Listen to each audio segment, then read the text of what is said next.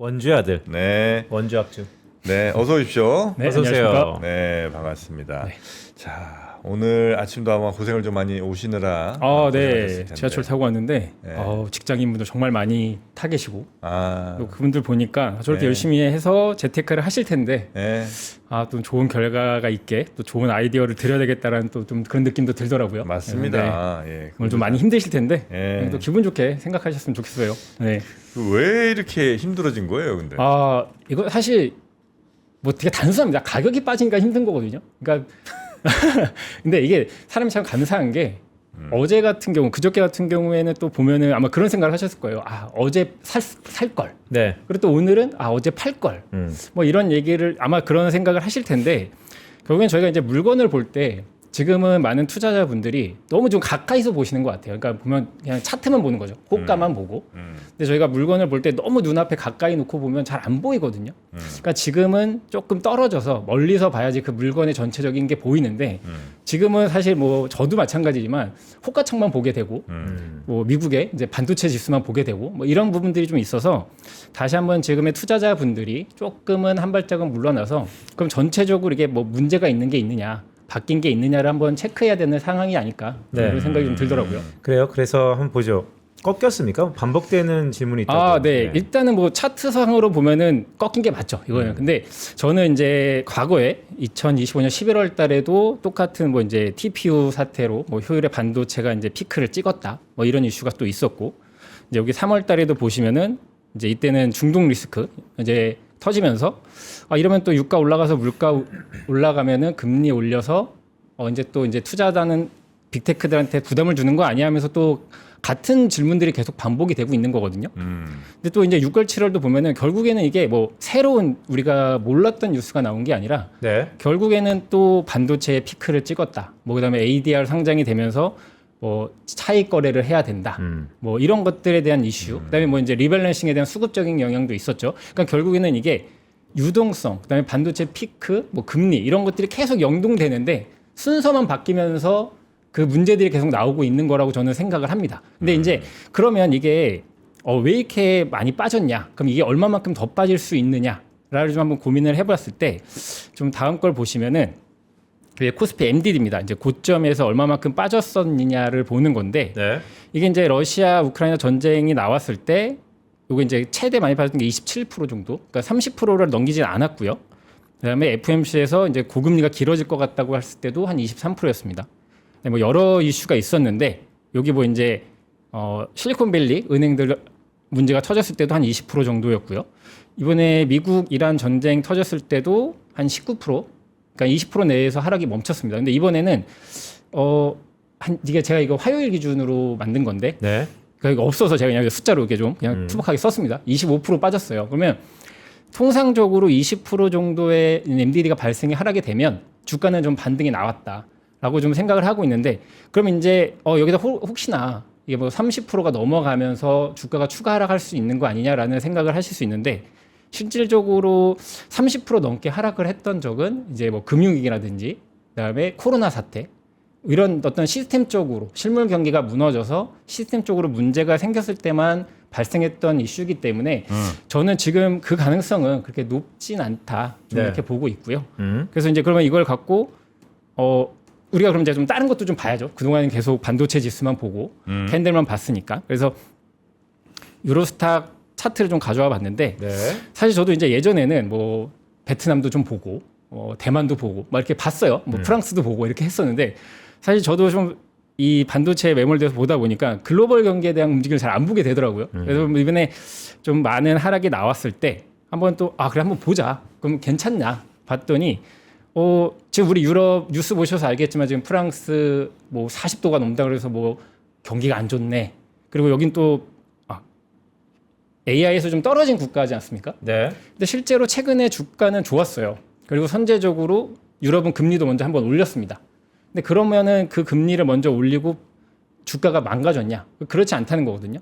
그리고 대만 같은 경우에도 이제 우리가 AI가 이제 돼 있는 기업들을 주가를 봤을 때 대만도 한 10% 정도 빠졌더라고요. 고점에서. 일본도 그 정도 빠졌습니다. 근데 우리나라만 이제 과하게 빠졌다. 저는 이거는 약간의 우리나라가 워낙 지금 삼성전자 하이닉스에 대한 비중이 높기도 하고 그다음에 이게 미국에 상장되면서 수급적으로 좀 꼬여 있는 문제다. 그러니까 실물 경기에 대한 문제가 아니라 그러니까 펀더멘털에 대한 문제가 아니라 일시적인 수급의 영향이 좀 더 컸다. 그래서 지금의 하락은 글로벌적으로 비교를 해봤을 때 좀 과하다.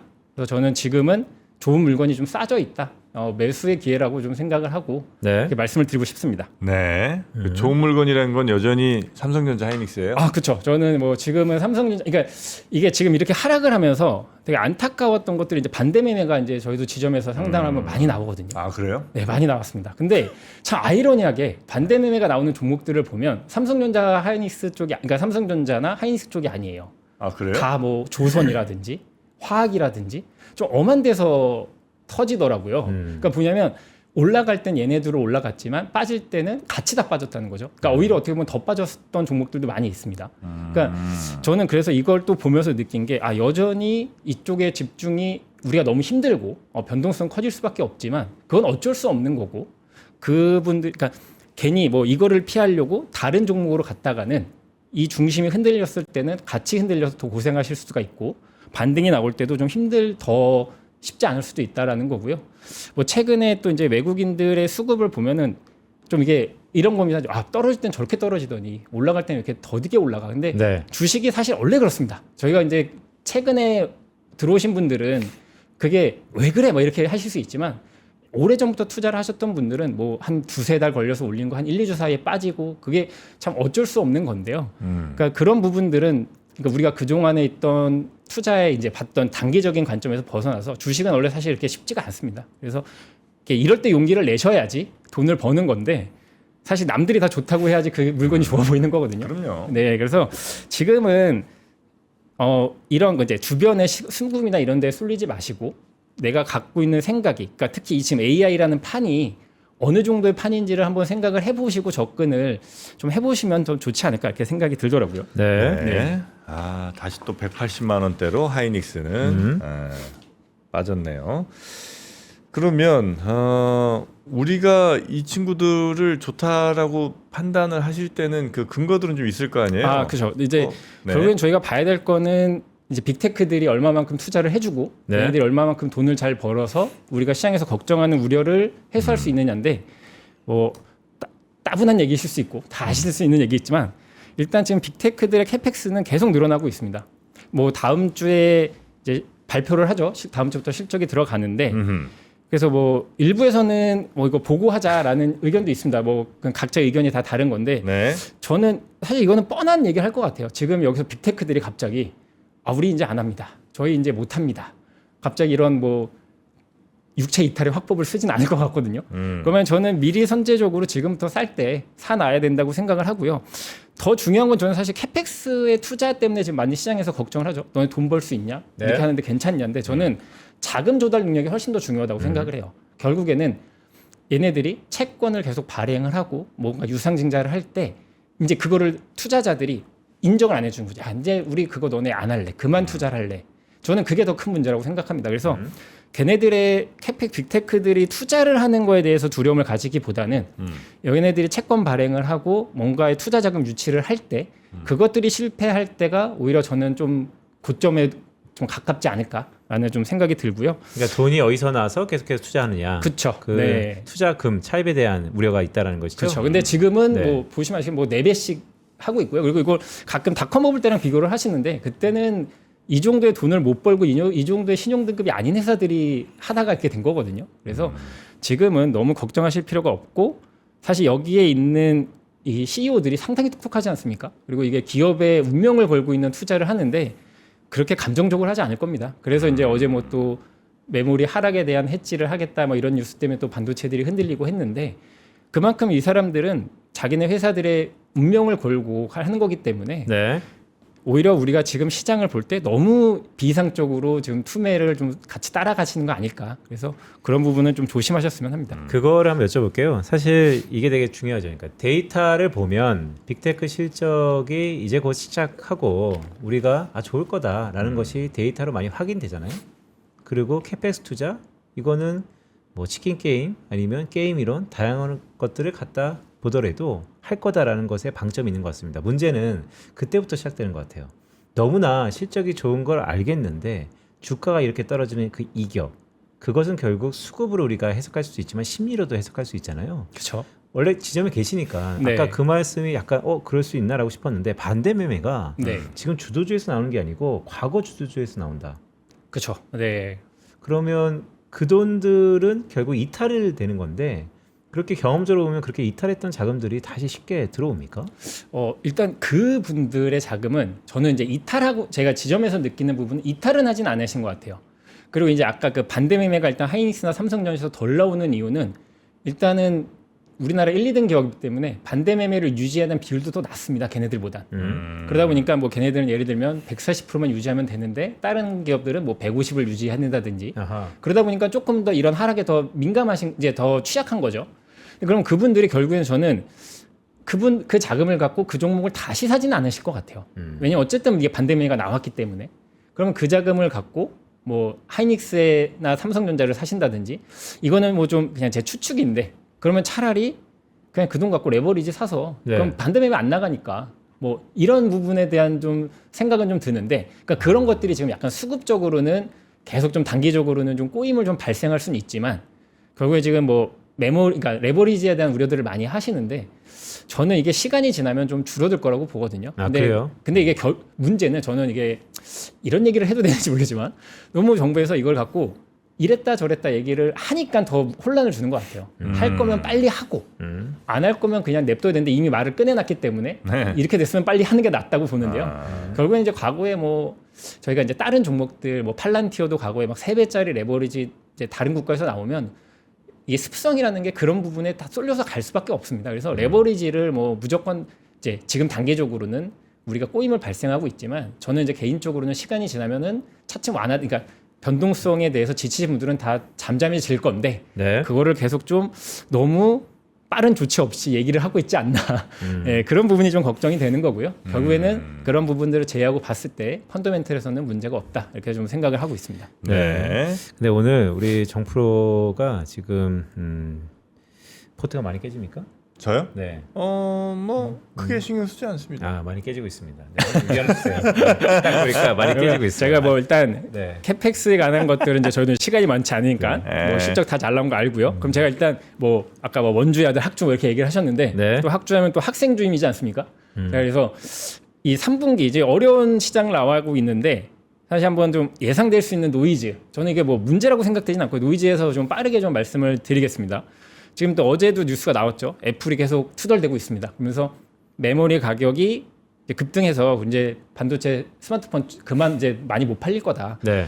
근데 이게 논리가 과거에 이 논리가 되면 사이클이 꺾였어요. 그리고 또 시기적으로 또 하필이면은 거의 1년이 돼갑니다. 그러니까 이런 노이즈가 다시 한번 부각될 수 있는 부분인데 과거에는 이렇게 돼서 스마트폰이 줄어들면 꺾였어요. 왜냐하면 그쪽의 매출이나 비중이 높았기 때문에. 근데 지금 일단 비중을 보시면 1분기 같은 경우에도 거의 6대4로 데이터 센터 향이 더 좋았습니다. 그리고 실적으로 보면은 메모리가 94%였어요. 그래서 요즘 뭐 레포트에서 이제 DX 부분, 이제 스마트폰 PC 부분에 대한 건 적자 전환까지도 예상을 하는 레포트들이 있으면서 네. 뭐 이런 부분에 대한 언급이 좀 있더라고요. 뭐 수요가 좀 조정될 수 있다. 비싸졌으니까. 그렇죠. 네. 근데 이제는 그 부분은 저희 뭐 핸드폰 2년 됐다고 바꾸지 않지 않습니까? 그래서 그 부분은 저는 노이즈라고 생각을 합니다. 그래서 이런 부분 때문에 시장에서 또 문제를 좀 얘기를 하면 저는 이제 매수에 좀 포인트로 잡아야 되지 않을까라고 생각을 하고요. 네. 또 이제 뭐 뉴욕주에서 뭐 AI 데이터 센터 1년 금지시켜라. 그러니까 트럼프가 또 한마디 했죠. 그렇죠. 어제 또 한마디 했죠. 네. 근데 이분 보니까 지지율이 이렇게 높지 않더라고요. 뉴욕주 지사가. 그러니까 이건 재선용의 저는 이제 좀 이벤트이지 않았을까 생각을 하고요. 근데 일단 중간 선거가 100일 정도 남았습니다. 근데 이러면 어쩔 수 없이 이런 부분의 데이터 센터의 건설에 대한 노이즈들이 또 나올 수밖에 없거든요.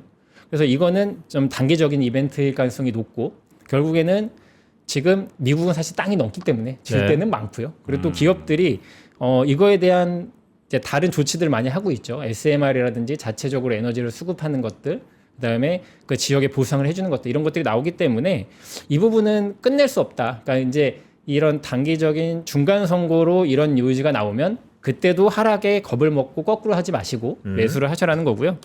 여기 이제 최근에 가장 많이 좀 나왔던 이제 반도체 기울기가 이제 꺾일 거다. 네. 그래서 근데 이건 사실 당연할 수밖에 없습니다. 이게 반도체의 성장이, 그러니까 반도체뿐만이 아니라 뭐 우리가 성적도 계속 뭐 역대급으로 올라갈 수는 없잖아요. 그러니까 과거에 엔비디아도 이제 추론 이제 학습에서 추론으로 넘어갈 때 한 300% 이상씩 상승을 하다가 그 기울기가 줄었거든요. 근데 결국엔 돈을 버는 걸 보여주면서 지금의 상승을 다시 보여주고 있습니다. 물론 좀 속도는 늦어질 수 있겠지만 지금 시장에서 걱정하는 뭐 하이닉스의 컨센 뭐 하해라든지 이런 부분들, 그래서 아까 뭐 앞에서 나와서 분도 얘기를 하셨지만 HBM 가격 이제 올라갈 거 저희 다 알고 있잖아요. 네. 뭐 엔비디아에서 그럼 하이닉스 입장에서는 그럼 우리 이제 범용 디램 할래. 그게 돈 많이 버는데 그러지 않을 거잖아요. 그럼 야, 알았어, 너네 마진 좀 다시 해줄게 할 거란 말이죠. 그럼 저는 이 부분도 너무 과하게, 그러니까 시장을 보고 있는 거 아닐까. 그래서 이런 부분들은 저는 개인적으로는 지금은 다 노이즈고 결국에는 우리가 가야 될 큰 방향은 바뀌지 않았다.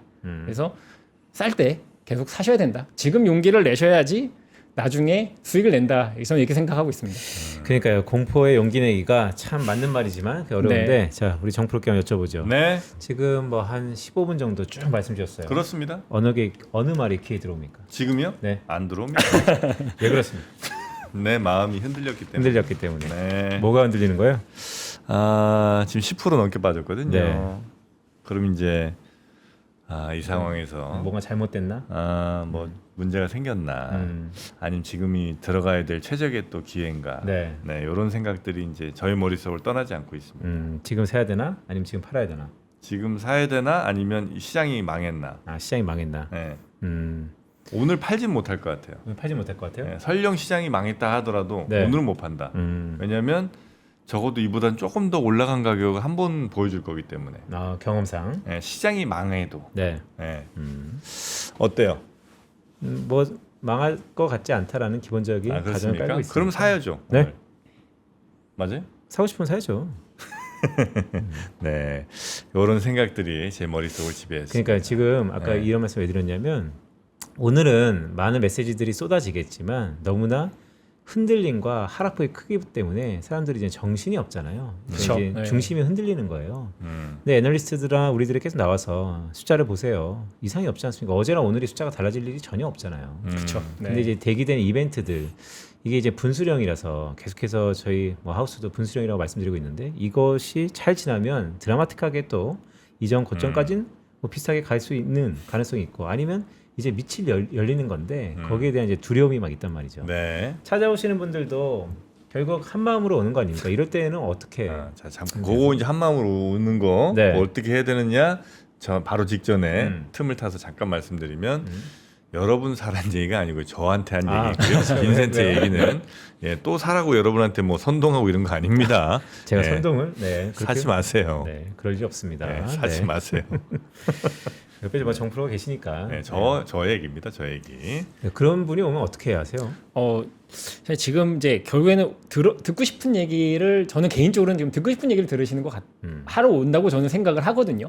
그러니까 이제 갑자기 그분들한테 그럼 빠졌으니까 파세요라고 강하게 말씀을 드려도 팔지 못하세요.